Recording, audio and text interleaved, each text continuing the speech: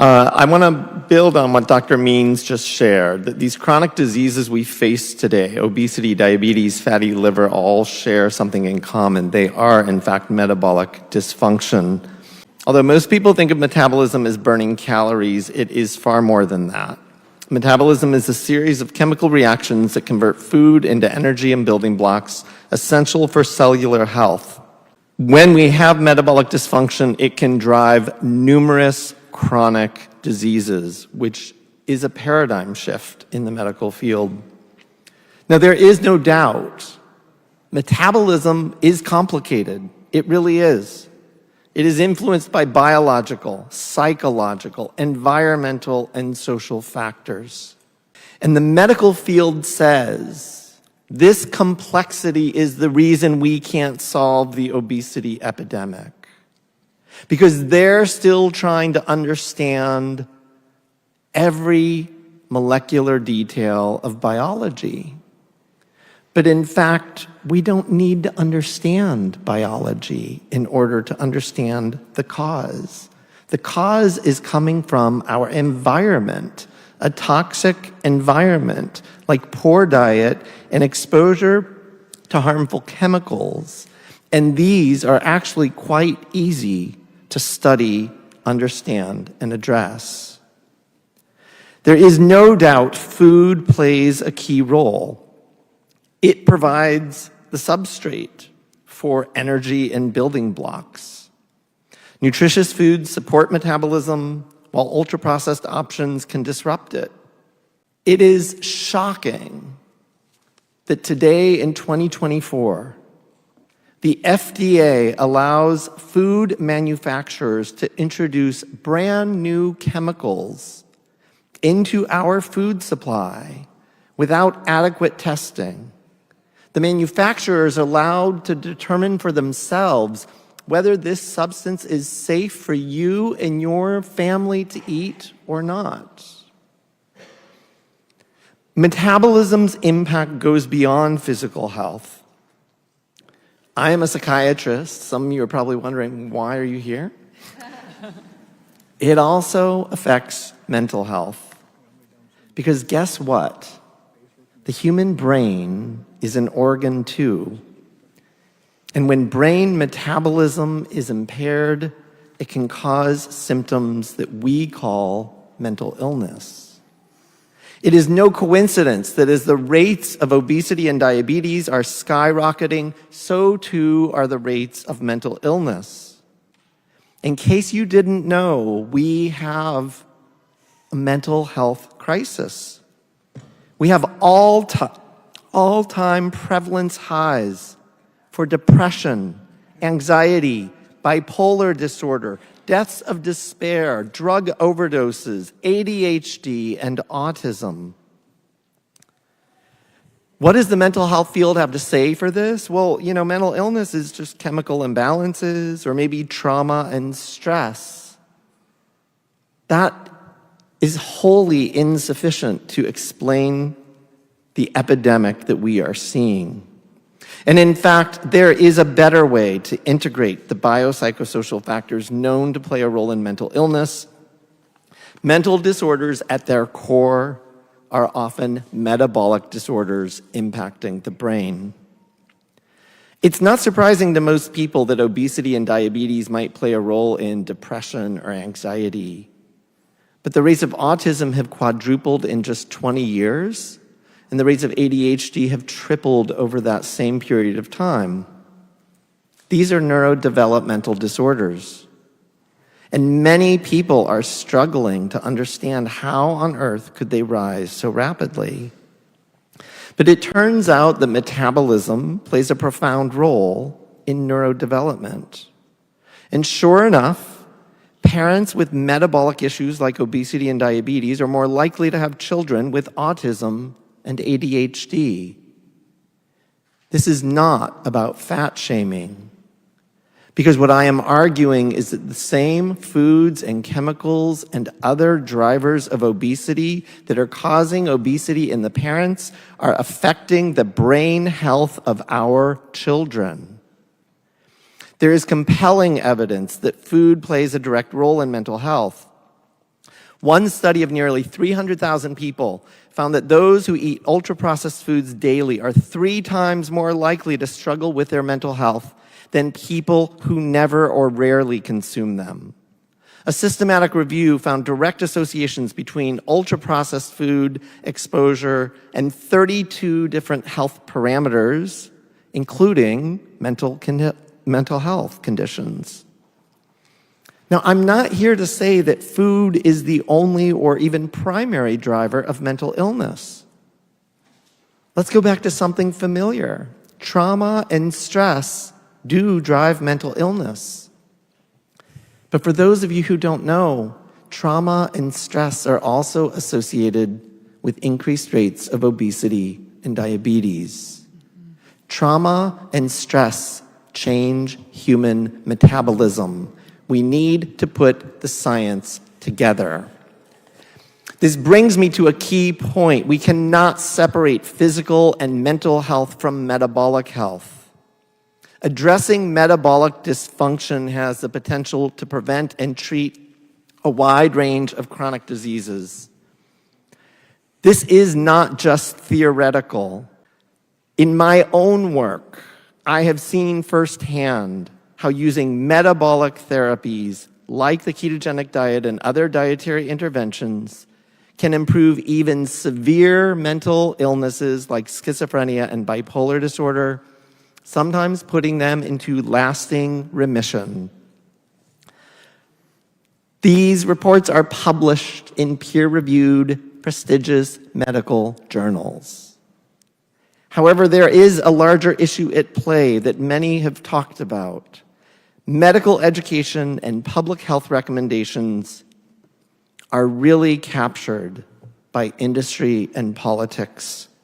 And at best, they often rely on weak epidemiological data, resulting in conflicting or even harmful advice.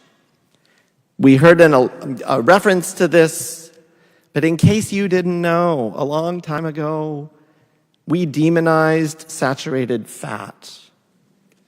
And what was the consequence of demonizing saturated fat? We replaced it with healthy vegetable shortening.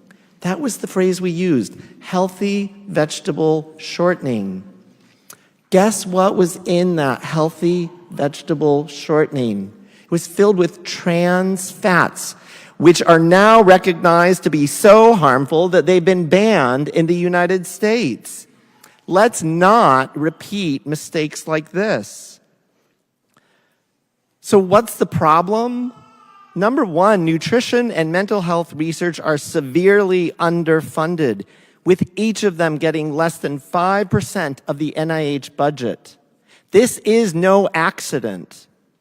This is the concerted effort of lobbying by industry, food manufacturers, the healthcare industry. They do not want root causes discovered. We need to get back to funding research on the root causes of mental and metabolic disorders, including the effects of foods, chemicals, medications, environmental toxins on the human brain and metabolism. We stand here at a crossroads. We can continue managing symptoms and watching this crisis worsen,